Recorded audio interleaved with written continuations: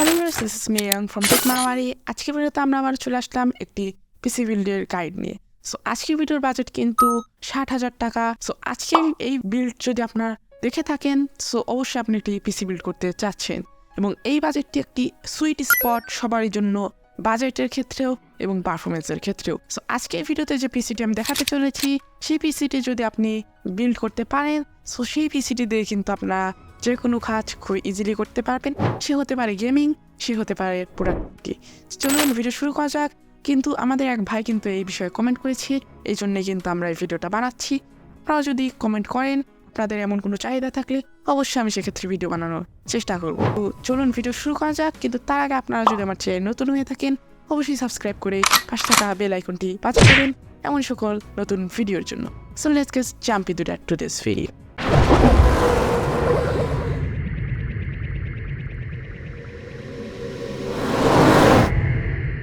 So guys, welcome back after intro. এখন আমরা দেখবো আসলে কি কি কম্পোনেন্ট আমি চুজ করেছি এই পিসিটি বিল্ড করার জন্য। 60K কিন্তু একটা মোটামুটি ভালো বাজেট। সো এই রেঞ্জে কিন্তু আমরা খুব ভালো একটা পিসি বিল্ড করতে পারি, যেগুলো মিনিমাল টাস্ক থেকে শুরু করে হেভি টাস্ক পর্যন্ত যাওয়া যেতে পারে। তো চলুন দেখা যাক কী কী কম্পোনেন্ট আমি ইউজ করেছি। সো সবার প্রথমেই আমি প্রসেসর হিসেবে চুজ করেছি সিপিইউ, যেটাকে বলা হয় সেন্ট্রাল প্রসেসিং ইউনিট। সেই হিসেবে আমি চুজ করেছি AMD Ryzen 5 5600 প্রসেসরটি। এখন কথা হচ্ছে এইটি কিন্তু একটা গ্রাফিক্স কার্ড বিল্ড। সো এই ক্ষেত্রে আমার আসলে জি প্রসেসরটা দেওয়া সম্ভব না, কারণ জিতে কিন্তু অলরেডি গ্রাফিক্স থাকে, আমি সেক্ষেত্রে একটা বটলনেক পেতে পারি। সো সেই জন্য কিন্তু আমি আসলে যেটাতে গ্রাফিক্স কার্ড নেই সেই প্রসেসরটা আমি বেছে নেওয়ার চেষ্টা করেছি। এবং প্রসেসরটা অবশ্যই AMDর প্রসেসর, এবং আমি নিজেও কিন্তু AMD 5600X প্রসেসর যেটা রয়েছে সেটা ইউজ করছি, কিন্তু এটা কিন্তু 5600। সো মোটামুটি একটা ওই টাইপেরই আর কি একটা পারফরমেন্স দিয়ে দিতে পারবে। সো এটার স্পিড হচ্ছে, বেস স্পিড হচ্ছে 3.5 GHz, এবং এটা আপ টু স্পিড কিন্তু বা বুস্ট ক্লক স্পিড যেটাকে বলা হয় সেটা কিন্তু 4.4 GHz। সো এটার ক্যাশের মেমোরি রয়েছে, এটা কিন্তু একটা 6 থ্রেড 12 থ্রেডের প্রসেসর, যা অবশ্যই একে অন্য সকল প্রসেসর থেকে আগে রাখবে এই রেঞ্জে। সো এটা কিন্তু AMD Gen 3 স্ট্রাকচারে তৈরি, যেটা অবশ্যই বর্তমানের মধ্যে বেস্ট। এর সাথে কম্পিট করার মতো বর্তমানে এই রেঞ্জে কিন্তু কিছু নেই। সো আপাতত এই সকল কিছু, এবং এটা DDR4 র্যাম সাপোর্ট করে 3200 মেগাহার্জ। এটা সকল প্রায় বেশিরভাগ এই বাজেটের পিসিগুলোতে কিন্তু থাকে। সো CPU কুলার হিসেবে কিন্তু আমি ইউজ করেছি DeepCool Gammaxx AG400 WH ARGB 120mm CPU cooler. So এটা কিন্তু বর্তমানে একটা জাতীয় কুলার বললে চলে, বা এই রেঞ্জে এয়ার কুলারগুলো কিন্তু এইটাই বেশিরভাগ পিসিতে আপনারা দেখতে পারবেন। সো এইটা নিয়ে আসলে তেমন কোনো নতুন কিছু বলার নেই। ফ্যান নিয়ে আমি আর কি বলবো, এটা 1850 RPM পর্যন্ত যেতে পারে, এবং একটা অ্যাপ থাকে, সে অ্যাপ দিয়ে বাড়ানো কমানো করতে পারবেন। সো এই গেল হচ্ছে CPU কুলার বিষয়। এবং মেইন জিনিসটা এটা হচ্ছে মাদারবোর্ড। সো আমি কিন্তু এই ক্ষেত্রে গিগাবাইটের B450M AMD M4 micro ATX মাদারবোর্ডটি ব্যবহার করেছি, যা বর্তমান প্রাইস চলছে 9500 টাকা স্টার্ট থেকে, যা আপনার বাইরের মার্কেটে খুব ইজিলি 9000 টাকায় কিন্তু পেয়ে যাবেন। সো এটার মডেল হচ্ছে B450MK। এটার চিপসেট কিন্তু B সিরিজের, ফলে এটা নিয়ে কোনো সন্দেহ নেই যে এটা একটা নিঃসন্দেহে একটা ভালো মাদারবোর্ড। সো এটা কিন্তু 2x DDR4 up to 64 GB পর্যন্ত র্যাম সাপোর্ট করে। ওসি করা হলে কিন্তু এটা কিন্তু র্যাম ওসি সাপোর্ট করে, যেটা হচ্ছে 32 মেগাহার্জের একটা র্যাম যদি আপনার ওসি করেন, সেটা কিন্তু 3600 পর্যন্ত চলে যায়। টুইক করতে পারবেন, কিন্তু আমি আসলে রেকমেন্ড করবো না র্যাম টুইক করার ক্ষেত্রে। সো এই বিষয়ে আমি কিছু আর বলতে চাই না। এটা AMD 5000 সিরিজ পর্যন্ত 5th জেনারেশন পর্যন্ত যাবে, এটা নিয়ে কোনো সন্দেহ নেই, এবং এটাতে অন্য সকল ফিচার রয়েছে। কিন্তু একটা জিনিস আপনারা শুনে রাখেন, এটা কিন্তু একটা নন ওয়াইফাই মাদারবোর্ড।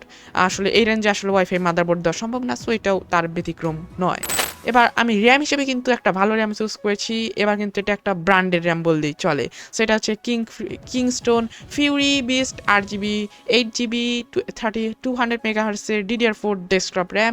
এটা কিন্তু আমি অন স্টিক 2 স্টিক ব্যবহার করেছি, যেটা আমাকে ডুয়েল চ্যানেলে কিন্তু সাপোর্ট দেবে। সো এটা কিন্তু আমরা RGB বা লাইট পেয়ে যাব, যা বর্তমানে আপনারা খুব ভালোভাবেই জানেন যে মোর RGB মোর FPS। সেটাতে কিন্তু লাইফ টাইম ওয়ারেন্টি আপনারা পেয়ে যাবেন, যেটা আসলে এই প্রাইসে অভাবনীয়। সো আমি স্টোরেজ হিসেবে এবার ইউজ করেছি ওসিপিসি MFL 512GB কিন্তু একটা M.2 NVMe SSD ইউজ করেছি, যা কিন্তু বর্তমানে জাতীয় SSD বললেই চলে M.2-র ক্ষেত্রে। এটা কিন্তু একটা খুবই ভালো M.2। আমি নিজেও এটা কয়েকদিন ইউজ করেছি, কিন্তু পরে আমি স্যামসাংয়ে আপগ্রেড করে নিয়েছি, কারণ আসলে দামের বিষয়টা আমাদের মাথায় রাখতে হবে। অবশ্যই জিনিস যেটা ভালো সেটার দাম বেশি। সো এই ক্ষেত্রে এটা কিন্তু আপাতত এই রেঞ্জে বেস্ট SSD, এটার আমি আপনাদেরকে গ্যারান্টি দিতে পারবো। সো এটার কিন্তু রিড স্পিড আপ ম্যাক্স হচ্ছে 3100 MBps পর্যন্ত পেয়ে যাবেন, এবং রাইট স্পিড পেয়ে যাবেন 2700 MB পর্যন্ত। সো এটা নিয়ে আর বেশি কিছু বলার নেই, এবং ওসিপিসির সব জিনিসে কিন্তু 5 বছরের ম্যানুফ্যাকচার ওয়ারেন্টি থাকে, এটাও কিন্তু তার ব্যতিক্রম নয়। সো এবার চলে আসলাম ভিডিওর যে মেইন জায়গা, সেটাতে আমি আসলে গ্রাফিক্স কার্ড, এই বাজেটে কিন্তু গ্রাফিক্স কার্ড আসলে একটা ভালো গ্রাফিক্স কার্ড চুজ করা খুবই ডিফিকাল্ট, বাট এই টাইমে আমি একটা খুবই ভালো গ্রাফিক্স কার্ড খুঁজে পেয়েছি, যেটা হচ্ছে Gunnir Intel Arc 380 Photon 6G OC GDDR6 একটা গ্রাফিক্স কার্ড। আসলে নামটা অনেক বড়, সো আমি ঠিকঠাকভাবে স্পেল করতে পেরেছি কিনা অবশ্যই নিচে থাকা কমেন্ট করে দেবেন। এবং এটা কিন্তু হচ্ছে একটি 6GB গ্রাফিক্স কার্ড, যেটা হচ্ছে 2450 মেগাহার্টজ পর্যন্ত আপ টু OC করা যায়। আর বলা বাহুল্য আমি কিন্তু এই কোম্পানিরই গ্রাফিক্স কার্ড ইউজ করছি, বাট A750। সো এইটার প্রাইস হচ্ছে 16,499 টাকা। আপনারা যদি বাইরের মার্কেটে খোঁজেন অবশ্যই 16,000 টাকা আপনারা খুব ইজিলি জিনিসটা পেয়ে যেতে পারবেন। সো আমরা কিন্তু এটা হচ্ছে 250 ওয়াটের কিন্তু PSU রেকমেন্ড করে, বাট আমরা এর চেয়ে বেশি দিয়েছি। এবং এটা কিন্তু DirectX 12 আনলিমিটেড সাপোর্ট করে, OpenGL 4.6 সাপোর্ট করে, যেটা এই রেঞ্জে অবশ্যই অভাবনীয়। এটাতে কিন্তু আমরা পেয়ে যাব 6GB র্যাম, XC কোর 8টা পেয়ে যাবো। XC কোর মানে কিন্তু রে ট্রেসিং কোর। আশা করি আপনারা বুঝতে পেরেছেন কি কি ফিচার এটাতে রয়েছে। সো এবার চলে আসলাম পাওয়ার সাপ্লাইয়ের ক্ষেত্রে। পাওয়ার সাপ্লাই হিসেবে আমি ইউজ করছি Antec Meta V550W পাওয়ার সাপ্লাইটি। সো এই পাওয়ার সাপ্লাইটি কিন্তু একটি 550 ওয়াটের পাওয়ার সাপ্লাই, যেটা একটা ভালো পিসিকে, এই রেঞ্জের পিসিকে কিন্তু পাওয়ার দেওয়ার জন্য যথেষ্ট। সো এটা কিন্তু 120mm একটা সাইলেন্ট ফ্যান রয়েছে, এটা কিন্তু একটা ব্র্যান্ডের পাওয়ার সাপ্লাই। সো অবশ্যই এটা এই রেঞ্জে আপনার নন ব্র্যান্ডের অনেক কিছু পেয়ে যাবেন, যেমন একটা 550 পাওয়ার সাপ্লাই কিন্তু 3000 টাকারও রয়েছে, আবার আপনার 4000 টাকার রয়েছে। কোর্সারের 550 যে পাওয়ার সাপ্লাইটি রয়েছে সেটার দাম কিন্তু 4600 টাকা। সো সেই ক্ষেত্রে আমাদের অবশ্যই ব্র্যান্ড ওয়াইজ দাম কিন্তু ভ্যারি করে। সো অবশ্যই আপনারা নিজে নেওয়ার সময় অবশ্যই বেছে নেবেন, কিন্তু আমার কাছে মনে হয়েছে এই রেঞ্জে যদি আপনারা বানাতে চান আপনার চোখ বন্ধ করে এই পাওয়ার সাপ্লাইটি নিয়ে নিতে পারেন। সো কেসিং হিসেবে মেইন জিনিসটা আমি চুজ করেছি, যেটার মধ্যে আর কি সব জিনিস থাকে। সো কেসিং হিসেবে কিন্তু আমি চুজ করেছি PC power ice cube white desktop gaming casing. এই কেসিংটা কিন্তু বর্তমানে আসলে কি আমার ভিডিও দেওয়ার পরে আসলে মনে হচ্ছে এই জিনিসটা সেল বেড়ে যাবে, কারণ এই প্রাইসে আসলে এমন কেসিং পাওয়া প্রায় অসম্ভব বললেই চলে। আমার কাছে মনে হয়েছে এই কেসিংটি দুর্দান্ত অসাধারণ। এটা একটি ATX মিনি ATX একটি কেসিং, যেটার মধ্যে আপনারা একটি ATX ITX যে কোনো টাইপের কিন্তু আপনার মাদারবোর্ড দিতে পারবেন, এবং এটি কিন্তু বেশ লম্বা চওড়া, ছোটোখাটো দেখতে, এবং এটা কিন্তু একটা হোয়াইট কেসিং। সো এটার মধ্যে কিন্তু আপনারা 5টি 120mm এর ARGB ফ্যান পেয়ে যাবেন, যেগুলো আপনারা কন্ট্রোল করতে পারবেন অ্যাপের মাধ্যমে। ARGB মানে কিন্তু 8GB না, 8GBর চেয়েও আপগ্রেডেড ভার্সন, যেটা হচ্ছে আমরা ফোন দিয়ে বা এই টাইপের জিনিস দিয়ে কিন্তু রিমোট দিয়ে কন্ট্রোল করতে পারবেন। সো কেমন লাগলো আজকের ভিডিওটি অবশ্যই নিচে থাকা কমেন্ট বক্সে কমেন্ট করে দেবেন, এবং আশা করবো আপনারা আগের ভিডিওতে যেমন সাড়া দিয়েছেন এই ভিডিওতেও তেমনই সাড়া দেবেন, এবং কমেন্ট করে জানিয়ে দেবেন এরপরে আমি কত বাজেটের পিসি আসলে বিল্ড করতে পারি।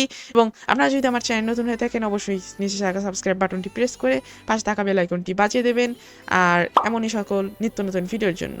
সো আপনাদের সাথে দেখা হচ্ছে এর পরের ভিডিওতে এমন কিছু নতুন টপিকের সাথে। ততক্ষণ পর্যন্ত stay tuned, stay happy, stay cool, take care of your health.